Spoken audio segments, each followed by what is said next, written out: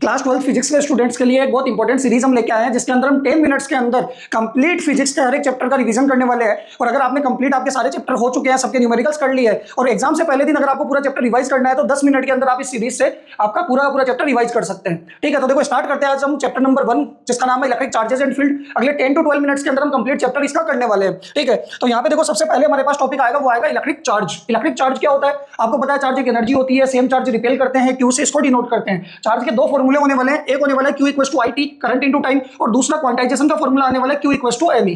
ठीक है, चार्ज की अगर हम यूनिट की बात करें, ऐसा यूनिट होने वाली है कूलम, और एक सीजीएस यूनिट भी कई बार एग्जाम में पूछ लेते हैं, और वो होने वाली है स्टेट कूलम। और 1 कूलम इक्वल टू होगा 3 × 10⁹ स्टेट कूलम्स। क्लियर है? चार्ज कैसी क्वांटिटी है, स्केलर क्वांटिटी है, और डायमेंशन कैसे निकालेंगे, तो Q इक्वल टू IT, तो देखो करंट का तो डायमेंशन सिंबल होगा A, और टाइम का कितना हो जाएगा T, तो चार्ज की डायमेंशन आ जाएगी AT। क्लियर है? और आपको ये भी पता है कि चार्ज एनर्जी होती है, सेम चार्ज रिपेल करते हैं, चार्ज हमेशा कंजर्व रहता है, क्वांटाइजेशन ऑफ चार्ज के बारे में पता लग गया, और चार्ज का हमेशा एल्जेब्रिक सम होता है, यानी प्लस है तो प्लस होगा, माइनस है तो माइनस होगा। ये हमारे पास इलेक्ट्रिक चार्ज। अब हमें बात करनी है, वो करनी है सेकंड टॉपिक हमारे पास आएगा कूलम्स लॉ।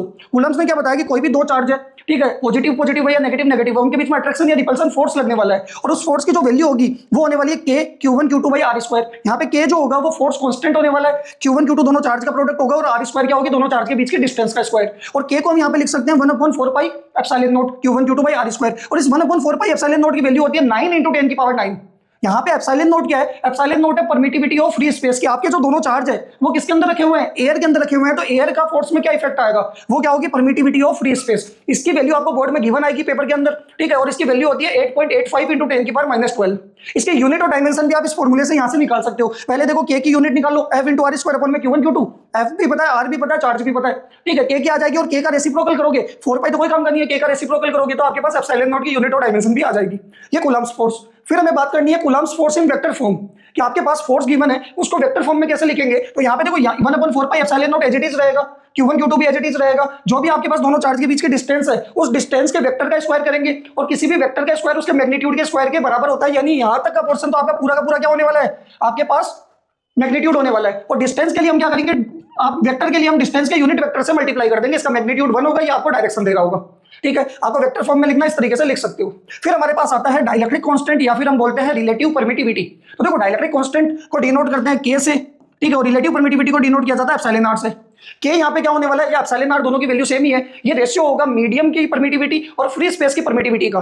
क्या आप बोलोगे एप्सिलॉन M क्या होगी, मीडियम की परमिटिविटी अपॉन में फ्री स्पेस की परमिटिविटी का रेशियो क्या होगा, डाइलेक्ट्रिक कांस्टेंट होगा या रिलेटिव परमिटिविटी होगी। यहाँ से अगर आपको मीडियम की परमिटिविटी निकालनी है तो डाइलेक्ट्रिक कांस्टेंट इनटू क्या लिख सकते हो, एप्सिलॉन नॉट। ठीक है, एप्सिलॉन नॉट पता है, और मीडियम का डाइलेक्ट्रिक कांस्टेंट आपको गिवन आएगा। देखो इसी कॉन्सेप्ट में हम बात करते हैं कि अगर मान लो दो चार्ज है और दोनों चार्ज के बीच में हमें फोर्स निकालना है, किसके अंदर, मीडियम के अंदर। तो मैंने कहा कि Q1 चार्ज है, Q2 चार्ज है, दोनों के बीच की डिस्टेंस कितनी है R, और मीडियम में रखे हुए हैं जिसका डाइलेक्ट्रिक कितना है K। तो देखो फोर्स की वैल्यू क्या आएगी मीडियम के अंदर, 1/4π एप्सिलॉन नॉट की जगह मीडियम की परमिटिविटी आएगी epsilon M Q1 Q2 R², यही होने वाला है। ठीक है, अब देखो आप एप्सिलॉन M को हम क्या लिख सकते हैं, K × एप्सिलॉन नॉट लिख सकते हैं, तो मैंने लिख दिया 1/4π K epsilon not Q1 Q2 R²। अगर मैं 1/K को ऐसा कैसा रहने दूं तो बचा हुआ पार्ट आपका क्या है, फोर्स इन एयर है, यानी आप FM इक्वल टू लिख सकते हो फोर्स इन एयर अपॉन में K। यानी एक चीज बताओ कि मीडियम इंट्रोड्यूस करते ही एयर के फोर्स को K से डिवाइड करेंगे, मीडियम के डाइलेक्ट्रिक से डिवाइड करेंगे तो मीडियम का फोर्स आ जाएगा। तो एयर में फोर्स ज्यादा था या मीडियम के अंदर, कि भाई एयर के फोर्स को डिवाइड करना पड़ रहा है K से, तब मीडियम का आएगा, यानी मीडियम का फोर्स कम हो जाएगा, एयर का फोर्स क्या रहेगा, ज्यादा रहेगा। बताओ क्लियर है? ये आपका इलेक्ट्रिक फोर्स। इसके अंदर एक और चीज आती है, वो आती है प्रिंसिपल ऑफ सुपरपोजिशन। न्यूमेरिकल आते हैं इसके, कि किसी भी पॉइंट पे सराउंडिंग के जितने भी चार्ज है सबकी वजह से क्या लग रहा होगा, फोर्स लग रहा होगा, तो उस पॉइंट पे हमें नेट फोर्स निकालना है। तो क्या करोगे, सराउंडिंग के जितने भी चार्ज है सबकी वजह से उस पॉइंट पे अलग अलग फोर्स निकाल लो, ठीक है, सबकी फोर्स की वैल्यू निकाल लो, और एंड में सबका क्या कर लो, वेक्टर सम कर लो, यानी डायरेक्शन के साथ सम कर लो।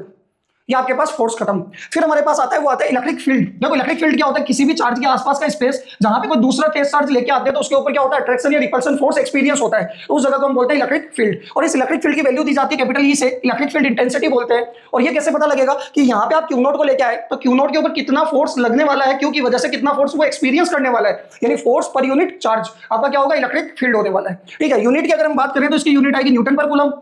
ठीक है, डायमेंशन भी आप यहां से निकाल सकते हो, फोर्स की डायमेंशन पता है, चार्ज की पता है 80, तो आपके पास इलेक्ट्रिक फील्ड की डायमेंशन आ जाएगी। Electric field due to a point charge की बात करते हैं, कि आपके पास एक Q चार्ज है और इससे R डिस्टेंस दूर आपको, या फिर यहाँ पे देखो ये Q चार्ज है, इससे R डिस्टेंस दूर यहाँ पे इलेक्ट्रिक फील्ड निकालना है, तो यहाँ पे चार्ज लिया हो Q0, Q0 को रिपेल करेगा तो इधर की तरफ क्या लगेगा, फोर्स क्या लगेगा, K Q Q0 R², और उस फोर्स को Q0 से डिवाइड कर देंगे तो हमारे पार आने वाला electric field K Q R²। यानी सीधा याद रखो, किसी भी Q चार्ज से R डिस्टेंस दूर इलेक्ट्रिक फील्ड क्या होगा, K, वो चार्ज Q अपॉन में R²। और डायरेक्शन की अगर हम बात करें तो जिस डायरेक्शन में फोर्स लगने वाला है, कि Q Q0 को रिपेल कर रहा है, इधर की तरफ फोर्स लग रहा है, तो इलेक्ट्रिक फील्ड भी इसी डायरेक्शन में लगने वाला है, फोर्स की डायरेक्शन में। बताओ क्लियर है? ठीक है, फिर हमारे पास आता है प्रिंसिपल ऑफ सुपरपोजिशन की। इलेक्ट्रिक फील्ड के अंदर भी हमें प्रिंसिपल ऑफ सुपरपोजिशन की बात करनी है कि मान लो मैंने कहा कि इस पी पॉइंट के ऊपर मुझे नेट इलेक्ट्रिक फील्ड निकालना है। इसका सराउंडिंग के अंदर यहाँ पे Q1 चार्ज है, इसका सराउंडिंग में यहाँ पे Q2 चार्ज है, यहाँ पे Q3 चार्ज है। देखो Q1 से इस पी पॉइंट की डिस्टेंस मान लेते हैं R1, Q2 से मान लेते हैं R2 और Q3 से मान लेते हैं R3। ठीक है, Q1 देखो यहाँ पे पी पॉइंट पे चार्ज नहीं है तो चार्ज कंसीडर कर लो Q0, positive charge, test charge. तो देखो Q1 Q0 को रिपेल करेगा तो इधर की तरफ लगेगा E1, Q2 Q0 को रिपेल करेगा तो इधर की तरफ E2 और Q3 रिपेल करेगा तो इधर की तरफ E3। E1 E2 E3, E1 की वैल्यू आएगी k Q1 by R1 का स्क्वायर, E2 की आएगी k Q2 by R2 का स्क्वायर और k Q3 by R3 का स्क्वायर। आपके पास क्या आ जाएगी E3। फिर तीनों का क्या करना है, इस पी पॉइंट पे नेट निकालना है तो तीनों का वेक्टर सम कर लो। ये प्रिंसिपल ऑफ सुपरपोजिशन। बताओ क्लियर है? ये इलेक्ट्रिक फील्ड। नेक्स्ट हमें बात करनी है, वो करनी है इलेक्ट्रिक डाइपोल की। तो देखो इलेक्ट्रिक डाइपोल होता क्या है? इलेक्ट्रिक डाइपोल एक अरेंजमेंट होता है जिसके अंदर दो चार्ज होते हैं, दोनों चार्ज की वैल्यू सेम रहती है बट दोनों के साइन क्या होते हैं, अपोजिट होते हैं। एक प्लस क्यू है और दूसरा क्या है, माइनस क्यू है। और दोनों चार्ज के बीच की जो भी डिस्टेंस होगी, जिसको मैंने यहाँ पे 12 लिखा है, ये डिस्टेंस क्या होने वाली है, ये होने वाली है डाइपोल लेंथ। बताओ क्लियर है? फिर हमारे पास आता है electric dipole moment. Electric dipole moment क्या होता है कि दोनों चार्ज जो है, दोनों में से किसी भी एक चार्ज का मैग्नीट्यूड ले लो और मल्टीप्लाई में क्या करना है, डाइपोल लेंथ। तो आपके पास क्या आ जाएगा, मैग्नेटिक डाइपोल मोमेंट आ जाएगा, Q × 12। क्लियर है? यूनिट देखोगे तो यूनिट कैसे आएगी, चार्ज की तो हो जाएगी कूलम और लेंथ की क्या हो जाएगी, मीटर। कैसी क्वांटिटी है ये, वेक्टर क्वांटिटी है। अब वेक्टर क्वांटिटी है तो इसकी क्या होगी, डायरेक्शन होगी। और डायरेक्शन क्या होने वाली है, तो याद रखना -q से +q की तरफ क्या होने वाला है, आपका डाइपोल मोमेंट होने वाला है। इलेक्ट्रिक फील्ड के उल्टी डायरेक्शन होने वाली है। इलेक्ट्रिक फील्ड की डायरेक्शन होगी +q से -q, डाइपोल मोमेंट की होगी -q से +q की तरफ। बताओ क्लियर है? ये आपके पास इलेक्ट्रिक डाइपोल मोमेंट। फिर हमें बात करनी है electric field intensity due to a dipole. कि डाइपोल की वजह से इलेक्ट्रिक फील्ड निकालना है तो सेंटर पे, एक्सियल पॉइंट पे, एक्सिस पे, इक्वेटोरियल पॉइंट पे या फिर एनी पॉइंट पे। एनी पॉइंट पे सिर्फ शॉर्ट डाइपोल की वजह से आता है। तो यहाँ पे सबसे पहले बात करते हैं electric field intensity due to a dipole. कि आपके पास ये डाइपोल है और इस डाइपोल के सेंटर पे हमें इलेक्ट्रिक फील्ड निकालना है। तो यहाँ से अगर आप देखोगे कि मान लो ये डाइपोल है, ये +q है, ये -q है, पूरी लेंथ क्या होगी, 12 होगी, तो आधी कितनी होगी, L, और ये L। इस पी पॉइंट के ऊपर हमें इलेक्ट्रिक फील्ड निकालना है तो इस पी पॉइंट पे करेंगे क्या, चार्ज मान लो Q0, +q Q0 को रिपेल करेगा तो इधर की तरफ E1 और -q अट्रैक्ट करेगा तो इधर की तरफ E2। E1 की वैल्यू निकालेंगे तो k Q/L² और इसकी वजह से भी क्या आएगा, k Q/L²। दोनों सेम डायरेक्शन में तो दोनों क्या हो जाएंगे, ऐड हो जाएंगे। तो हमारे पास क्या आने वाला है सेंटर पे, 2k Q/L²। याद रखना L क्या होगा, k की वैल्यू तो पता है 9 × 10⁹ होगी, Q चार्ज होगा और L की वैल्यू क्या होगी, दोनों चार्ज के बीच की जो भी टोटल लेंथ है उसका आधा, क्योंकि पूरी लेंथ को हम क्या मानते हैं, 12 मानते हैं। बताओ क्लियर है? फिर हमारे पास आता है एक्सिस के ऊपर इलेक्ट्रिक फील्ड। कि हमारे पास एक डाइपोल है +q -q, लेंथ आपके पास 12 है, इसके सेंटर से x डिस्टेंस दूर एक्सिस के ऊपर एक पी पॉइंट ले लेंगे, इसके ऊपर हमें इलेक्ट्रिक फील्ड निकालना है। तो इलेक्ट्रिक फील्ड की वैल्यू क्या आने वाली है, 2 k हमारा 9 × 10⁹ होगा, p आपका होने वाला है q × 12, डाइपोल का डाइपोल मोमेंट। ठीक है, 2kp x क्या होगा, सेंटर से उस एक्सियल पॉइंट के डिस्टेंस, अपॉन में आएगा x² - L²। L क्या होगा, डाइपोल की पूरी लेंथ का हाफ। बताओ क्लियर है? ठीक है, इसी तरीके से इक्वेटोरियल पॉइंट क्या होगा, डाइपोल के सेंटर से परपेंडिकुलर लाइन होगी, इक्वेटोरियल लाइन, उसके ऊपर हमें क्या निकालना है, इलेक्ट्रिक फील्ड निकालना है। उसकी डिस्टेंस भी कितनी होगी, x। तो यहाँ पे देखोगे क्या आने वाला, k p डाइपोल मोमेंट होगा, x² + L² की पावर 3/2। ठीक है, इसके सारे डेरिवेशन हमने कर रखे हैं। अगर आपको डेरिवेशन नहीं आते तो आप वन शॉट देखिए, वन शॉट आपको मिल जाएंगे, उनके अंदर कंप्लीट इनके डेरिवेशंस भी हमारे अपलोडेड है। ठीक है, यहाँ पे अगर हम बात करें शॉर्ट डाइपोल के लिए, कि आपके पास डाइपोल क्या है, छोटा है। डाइपोल छोटा है इसका मतलब क्या, डाइपोल की लेंथ क्या है, कम है। डाइपोल की लेंथ कम होगी तो लेंथ को हम क्या कर देंगे, नेग्लेक्ट कर देंगे। तो इस फॉर्मूले और इस फॉर्मूले में L की वैल्यू क्या करेंगे, L² की वैल्यू 0 कर देंगे। तो हमारे पास देखो एक्सियल पे आएगा 2kp/x³, तो यहाँ पे x² का होल स्क्वायर x की पावर 4 होगी, ऊपर x है तो कैंसिल हो जाएगा। ऐसे इक्वेटोरियल पे आएगा kp/x³। तो यहाँ पे देखो kp/x³ को यहाँ पे आप ऐसे लिख सकते हो, ये एक्सियल बराबर 2 टाइम्स ऑफ इक्वेटोरियल। ठीक है, इसके बाद हमारे पास आता है एनी पॉइंट। की डाइपोल के किसी भी पॉइंट पे, मान लो कि डाइपोल के सेंटर से कितने एंगल पे, यहां से थीटा एंगल के ऊपर आपने इलेक्ट्रिक फील्ड निकालना है। तो क्या करेंगे, फॉर्मूला होगा 2kp/x³ √3 cos² थीटा +1। अगर इस थीटा की वैल्यू आप 0 रखोगे तो एक्सियल आ जाएगा, 90 रखोगे तो इक्वेटोरियल आ जाएगा। क्लियर है? बट ये सिर्फ लगता है शॉर्ट डाइपोल के केस में। क्लियर है यहां तक? फिर हमारे पास आता है torque acting on a dipole in uniform electric field. कि किसी भी डाइपोल को यूनिफॉर्म इलेक्ट्रिक फील्ड के अंदर थीटा एंगल पे रखते हैं, ठीक है, तो उसके ऊपर टॉर्क लगता है। टॉर्क कितना लगता है, PE sin थीटा। P तो होगा डाइपोल का dipole moment, E uniform electric field, और थीटा क्या होने वाला है, 0। मतलब थीटा क्या होने वाला है, P और E के बीच का एंगल। ठीक है, इसके अंदर केसेस भी है। अगर वेक्टर फॉर्म में लिखना है तो sin थीटा का P क्रॉस E हो जाएगा। थीटा अगर आप 0 लोगे तो स्टेबल इक्विलिब्रियम बन जाएगा। थीटा 180 के ऊपर क्या होगा, अनस्टेबल इक्विलिब्रियम होगा। और थीटा 90 होगा तो क्या लगने वाला है, मैक्सिमम टॉर्क लगने वाला है। और डाइपोल के ऊपर फोर्स की वैल्यू भी क्या लगने वाली है, यूनिफॉर्म इलेक्ट्रिक फील्ड के अंदर 0 लगने वाली है।